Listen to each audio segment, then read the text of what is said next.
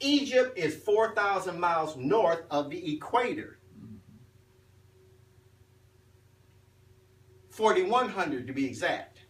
And Greece is further north than that. Yeah. Okay? So tell me then, how do you know about any of this? And it's 13,000 years for that half of the cycle. Once.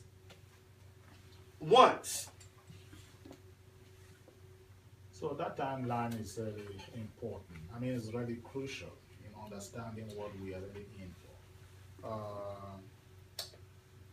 And it's really critical. And my concern, I mean, as an educator, is like, okay, we have access to that knowledge, but what about our people out there? You know, it really does concern, because, you know, we need to know this. And I think it's important also to recognize that it is done by design. It's not just something that is done at random. And the idea behind that is just really basically power and control, because when someone controls your mind, he or she doesn't have to worry about you, because they have you. And I think that's a fight that we have to fight as a people, and we can only fight that fight when we know the truth. The history as we know it is being distorted. It's not real history as we should know it. So when we touch on those things, I think our thinking has to really trigger another paradigm shift in terms of the way we look at things.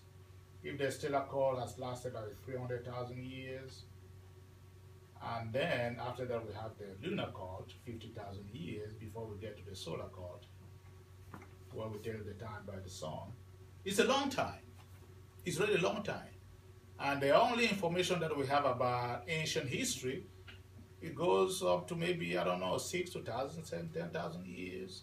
So there's something wrong with that picture. There's really something seriously wrong with that picture.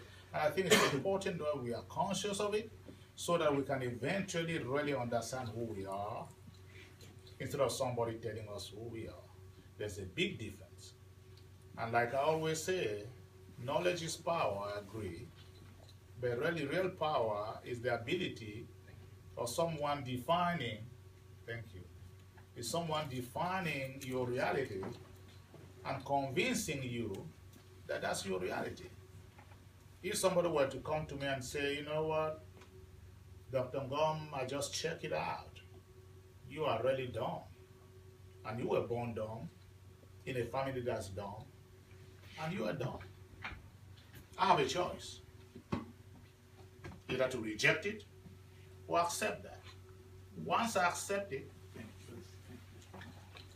the definition that they've given me, once I accept it, I become at the mercy of whoever has defined that. So that's kind of where we are today, where someone, for the sake of power and control, has defined our reality, and we have accepted it, and we live by it. There's nothing that we can do without the consent of the person who designed and defined our reality in the first place. Because we have accepted it, so whatever that person wants us to do, we may think that we don't always do what he or she wants us to do, but we're doing it, whether we like it or not.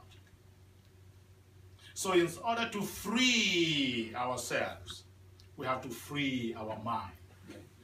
But to free our mind, we cannot just do it on a vacuum.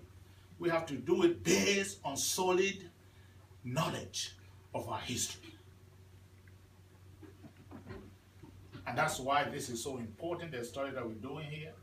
No matter how busy my day is, I always make it a point to come to these meetings, because I mean, we've been doing this for, I don't know, a few years now, and it's been doing that way before that. But I really feel like it's important that I come to this type of meeting, because that's where I get the kind of joy that I cannot get out there. Because we all live, hello? We?